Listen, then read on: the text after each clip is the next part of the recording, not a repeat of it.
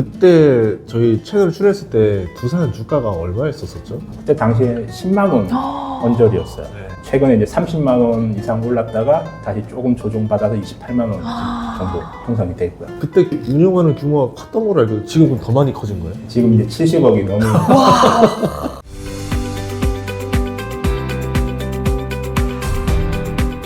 이번 시간에 박도환 투자자님 오셨습니다. 반갑습니다. 네. 반갑습니다. 안녕하세요. 저희 채널 이제 네 번째 출연이죠. 네. 이제 오랜만에 또 나오셨는데 요새 근황이 좀 궁금합니다. 정말 어려운 이제 지난 한 해 국장임에도 불구하고 저는 이제 믿을 수 없는 이제 기적같이 지금 현재 제가 총 운영하는 자산 70억이 되었어요.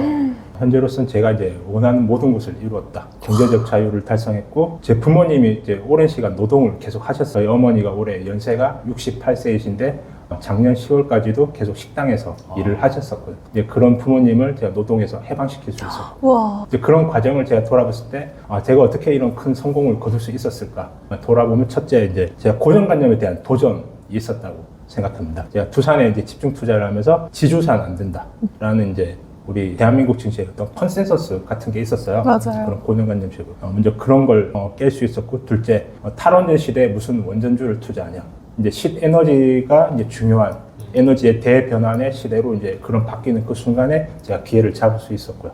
이제 몰빵 투자하지 마라. 예를 들어 미스터 트롯 같은 데 가면 제가 심사위원으로 참가하잖아요. 수십 명의 참여자들 중에서 제가 1등을 뽑는 거예요. 네.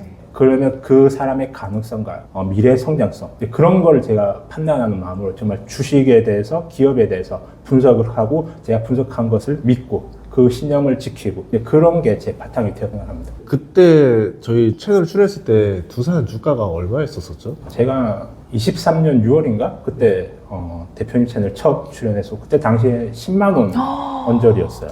그리고는 또 되게 20만 원까지 갔었던 것 같은데 그 출연하고 나서 한두 달 뒤에 15만 원까지 올랐었고 네. 그게 다시 한 달 사이에 다시 반토막이 나고 네. 7만 원 네, 갔었죠. 네. 네. 그리고 이제 24년도 같은 경우에도 그때 최고 주가가 26만 원까지 올랐었고요. 그게 또 다시 24년 8월 경에는 13만 원까지 폭락했었어요. 네, 네. 최근에 이제 30만 원 이상 올랐다가 다시 조금 조정받아서 28만 원 정도 형성이 돼 있고요. 변동성이 그때 운영하는 규모가 컸던 걸로 알고 있는데 지금은 더 많이 커진 거예요? 그때 제가 첫 영상을 그때 봤었어요. 다시 그때 22억 제가 투자하고 있다고 얘기했었더라고요. 네. 지금 이제 70억이 넘는 불어나서 70억이 된 거죠. 이제 총 운영 자산이에요. 그중에 이제 순자산으로 치면은 이제 뭐 거의 한 5배 이상 순자산이 불어나서. 와. 그래서 이제 이루고 싶은 건 다 이뤘다 이렇게 표현을 하신 거군요. 저는 이제 제 소비 습관이나 생활 소비 패턴을 봤을 때 10억이면 저는 충분히 생활할 수 있어요.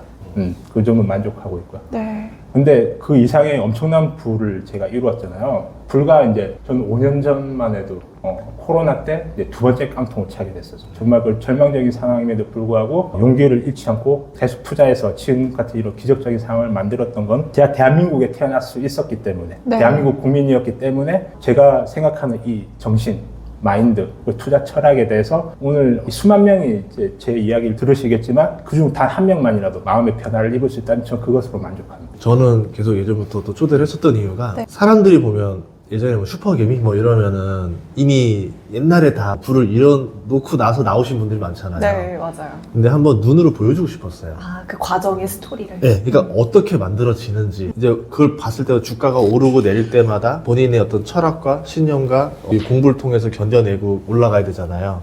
근데 그걸 우리가 지금 네 번째 출연이니까 그 전에 보면 사람들이 나는 이쯤에서 견딜 수 있는 사람이었는가? 이때는 내가 안 팔고 또 견딜 수 있을까? 이거를 계속 겪어 나가면서 만들어지는 과정을 눈으로 보면 네. 여러분이 직접 그 현재 진행형으로 느껴지는 거죠. 이게 아까도 방금 말씀해 주셨지만 되게 급등락이 되게 심했잖아요. 네. 그럼 어떤 믿음으로 두산을 계속해서 이제 보유를 하신 거예요?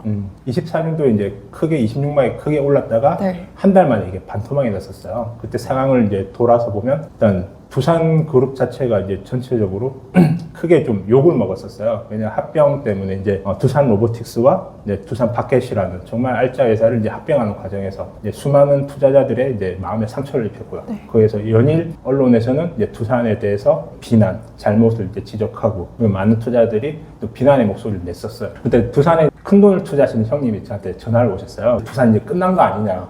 언론과 많은 투자자들이 모두 욕을 하고 있다. 맞아요. 두산의 이미지가 이렇게 급속히 안 좋아지고 있는데 이 주가가 이제 올라가겠느냐, 지금이라도 털고 나가야 되는 거 아니냐, 이 이야기를 하셨거든요. 두산 안에 있는 핵심 재투자 아이디어 두산전자였어요. 두산전자가 만드는 이 CCL이라는 AI 가속기 칩에 들어간 핵심 소재가 24년 말이면 이제 본격적으로 이제 출하되기 시작할 것이다. 네. 그때 되면 이 회사가 이제 벌어들인 돈이 앞으로 계속 늘어날 것인데 그 계약이 취소가 되었느냐? 그렇지는 않다. 그럼 이 회사가 벌어들인 돈에는 문제가 없을 것이다. 비록 모든 사람들이 욕을 하고 있고 이 기업의 주가는 반토막이 났을지언정 이 기업에 벌어들인 돈에 문제가 없다면 그럼 이 기업은 그 벌어들인 돈을 나에게 배당을 줄 것이다. 이 배당금을 받으면 그걸 3분의 1 토막을 나눠서 3분의 1은 쌀을 사고 3분의 1은 라면을 사고 남은 3분의 1로는 김치를 사고 그걸 먹으면서 버티십시오. 결국 제가 집중하는 건 뭐죠? 이 주식의 본질 가치였다는 거예요. 이 기업이 벌어들인 수익의 가치 그리고 미래 성장성의 가치. 제가 다시 두산이 30만 원 넘길 걸 제가 알았을까요? 저도 몰랐어요. 네. 알 수 없어요. 근데 제가 믿는 거는 이 AI 혁신으로 인해서 젠슨왕의 자신만만한 그 표정 그리고 그 퍼포먼스 그걸 믿었던 거예요. 이제 역행했다라고 말씀해 주셨잖아요. 네.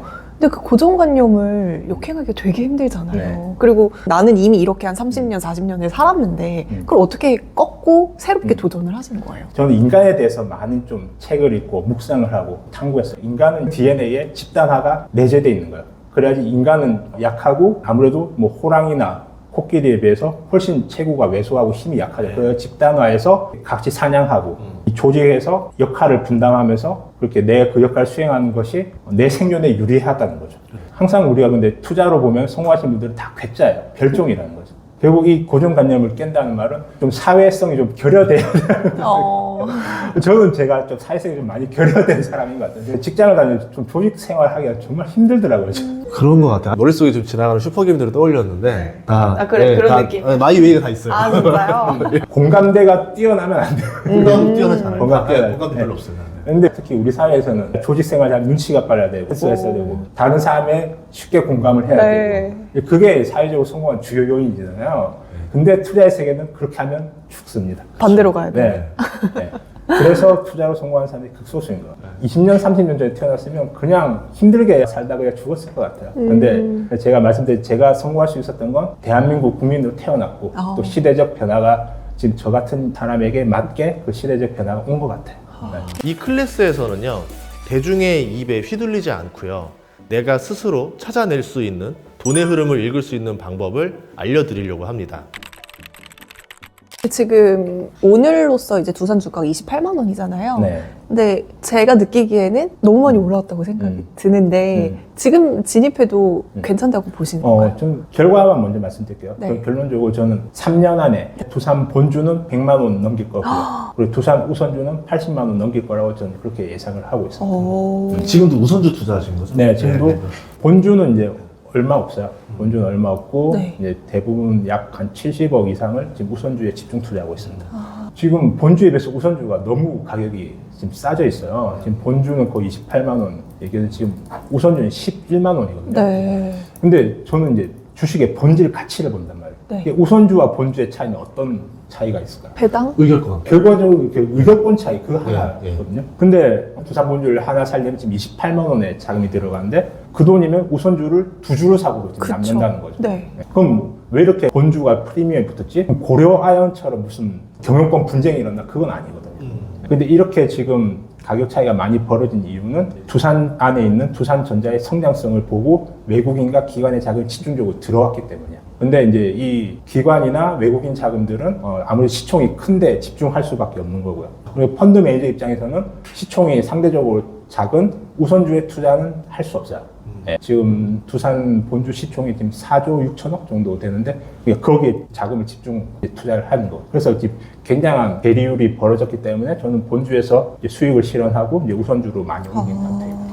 보통 배당 수익률이 올라오기 시작하면 우선주 주가가 더 빠르게 따라붙잖아요. 그것도 계산하신 거예요? 네, 그럴 거라고 봐요. 최근에 이제 두산에 관한 리포트를 읽었어요. NH투자증권에서 두산이 이제 자체 사업만으로 이제 두산전자를 중심으로 한 자체 사업만으로도 4분기에 영업이익이 약 500억 정도를 예상을 하고 있더라고요.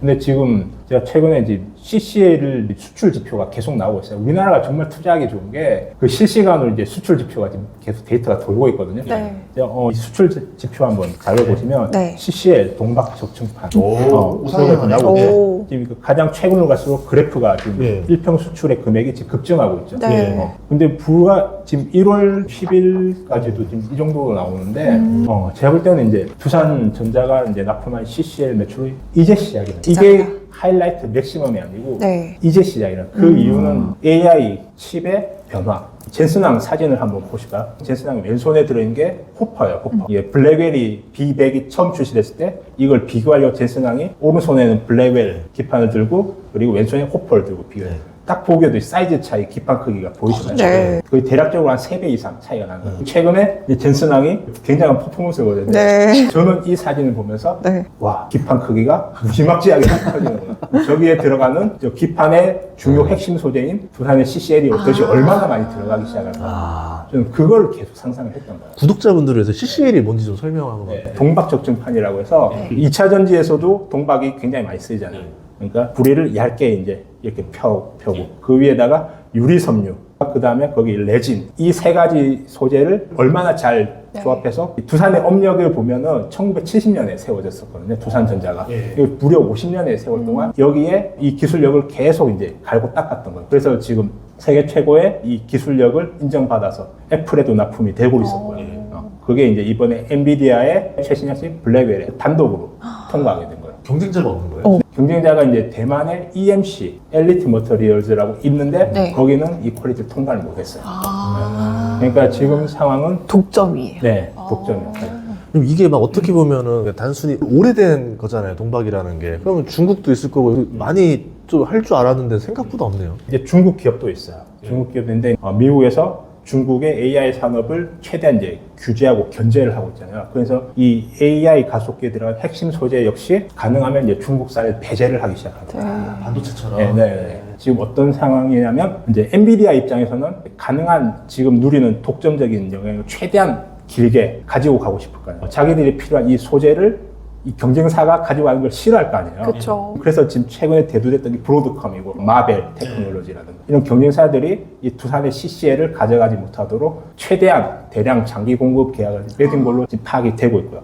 그것 때문에 이 기판의 크기가 앞으로 무지막지하게 계속 커져 나갈 거예요. 네. 최신형 칩이 나올 수. 여기에 맞춰서 그 단가도 역시 계속해서 올라가는 걸로 제가 그렇게 파악을 하고 있습니다. 그런데 네. 거기에 양도 이제 무지막지하게 늘어나겠죠. 그럼 즉 P와 Q가 동시에 늘어나는 구간. 그게 이제 시작되었다. 그러면 실적도 작년에 비해서 네. 훨씬 더 점프업할 수 있는. 원래 두산전자가 호황기 때 매출 1조에 영업이익 대략 한 1,000억 정도 벌던 회사였습니다. 말씀드린 NH투자증권에서 얘기하기를 4분기에만 대략 한 500억의 영업이익 찍힐 거라고 예상해요. 적으로 잡으면 올해 실적이 대략 한 2,000억 정도를 잡을 수 있지만 제가 말씀드렸듯이 이제 수출량은 이제부터 급증하기 시작할 것이다. 그래서 이 기업의 앞으로 영업이익이 급증하게 될 건데 네. 과연 여기에 얼마만큼의 멀티플을 적용하는 게 합당한가? 그거에 대한 상상력이 붙고 있는 거죠. 지금 그러면 그 선배로 치자면 SK 하이닉스의 HBM 있을 거 아니에요. 걔네 멀티플이랑 비슷하게 보면 될까요? 근데 하이닉스 안에서도 이게 봐야 될 게 제 생각에 이렇게 얘기했어요. 이 방패 안에 들어있는 엔비디아 블랙웰 NV 링크 72 이 최신형 칩에 무려 HBM이 572개가 들어갔다. 즉 HBM 그리고 두산전자에서 만드는 CCL 제조업체들이 이걸 기판을 만들어서 이게 납품을 하는 거예요. 그러니까 이 세 가지가 핵심이에요. 근데 이게 두산은 지주사잖아요. 네. 근데 많은 사람들은 지주사에 대한 고정관념이 있잖아요. 네. 그래서 오히려 이게 실적과 별개로 또 리스크가 될 수 있지 않을까요? 이제 그걸 해결해 줄 수 있는 게 상법 개정이죠. 아. 네, 많은 사람들이 우려했던 일이 제2의 LG화학 사태. 거기서 LG화학의 주주들은 그동안 LG화학이 벌었던 수많은 그 영업이익을 배터리 사업에 밀어넣었죠. 네. 그래서 그 주주들은 사실 배당으로 받았어야 될 돈들을 다 희생당했던 거예요.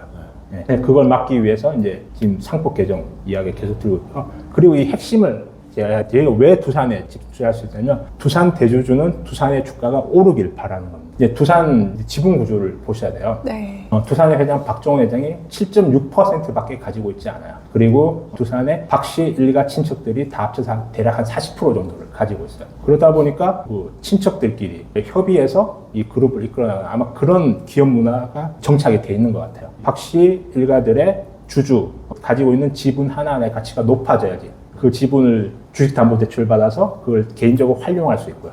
두산지주의 주식 가치가 올라야 된다. 그게 대주주의 이익과 일치하기 때문에. 그러니까 물적 분할할 이유도 없고요. 네. 최근에도 이제 두산 로보틱스 두산 박혀 합병권 그 이면을 보시면 저는 그 일을 추진한 배경에는 두산 대주주가 두산 지주의 주가를 올리고 싶어하는 좀 그 의도가 보였다는 거예요. 그렇게 해야지 두산이 보유한 로보틱스의 가치도 역시 올라가고 그러면 두산이 보유한 무려 68%의 지분을 가지고 있기 때문에 로보틱스의 가치가 올라가면 두산 지주 전체가 굉장히 이제 가치가 올라가는 일이거든요. 그래서 저는 그 의지를 읽었던 거예요.